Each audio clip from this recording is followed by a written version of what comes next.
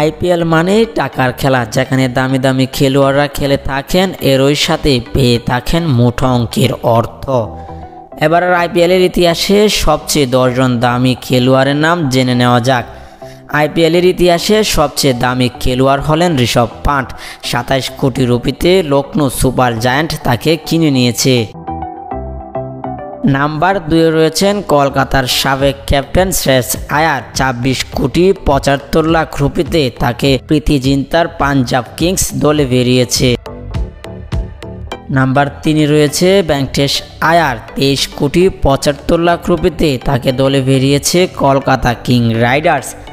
Number 4 রয়েছে Sam Karen. 18 কোটি 50 লাখ রুপিতে তাকে দলে বেরিয়েছে পাঞ্জাব কিংস।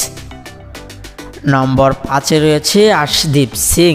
18 কোটি রুপিতে তাকে দলে বেরিয়েছে পাঞ্জাব কিংস। নাম্বার 6 রয়েছে যুবচন্দ্র চাহাল। 18 কোটি রুপিতে তাকে দলে বেরিয়েছে পাঞ্জাব কিংস। নাম্বার 7 রয়েছে ক্যামেরন গ্রিন। তাকে 17 কোটি 50 লাখ রুপিতে দলে বেরিয়েছে মুম্বাই ইন্ডিয়ান্স। নাম্বার 8 রয়েছে বেন স্টোকস। 17 কোটি 50 লাখ রুপিতে তাকে দলে বেরিয়েছে চেন্নাই সুপার কিংস।